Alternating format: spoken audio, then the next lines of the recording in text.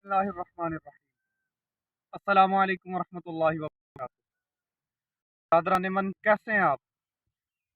अल्हम्दुलिल्लाह। लफ्ज़ अल्हम्दुलिल्लाह, ये कितना छोटा लफ्ज़ है। यानी जब बंदा ये अदा करता है तो ना इतना टाइम लगता है, ना इतनी दिक्कत बंदे को पेश आती है। सिर्फ जस्ट आपने अपने होंठ हिलाने हैं और अल्हम्दुलिल्लाह कहना है। आइए मैं आपको बताता हूँ कि ये लफ्ज़ अल्हम्दुलिल्लाह कहने की फजीलत क्या है।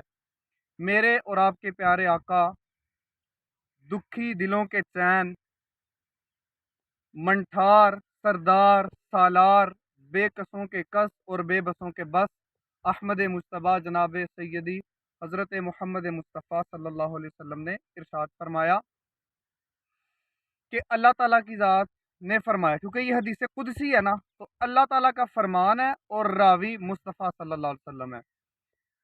आप फरमाते हैं कि अल्लाह पाक फरमाते हैं कि अगर कोई बंदा मेरी नेमत पर, यानी अल्लाह की किसी नेमत को देखे और उसको बजा लाते हुए अपनी ज़ुबान से फ़कत अल्हम्दुलिल्लाह कहे, तो अल्लाह ताला की ज़ात फरमाते हैं कि मुझे अपनी नेमत से बढ़कर उस बंदे का अल्हम्दुलिल्लाह कहना लगता है।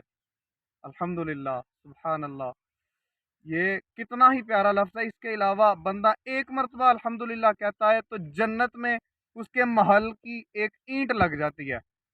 तो सामीन और नाजरीन, जब भी आप अल्लाह ताला की किसी नेमत को देखें या कोई करम आप पर हो, फजल हो, उसकी रहमत हो, तो आप अल्हम्दुलिल्लाह कहा करें। और अल्हम्दुलिल्लाह कहने का सवाब क्या है कि अल्लाह पाक उस नेमत से बढ़कर आपका अल्हम्दुलिल्लाह कहना लगेगा। तो दुआ करते हैं कि अल्लाह पाक की ज़ात हमें अमल की तौफीक अता फरमाए।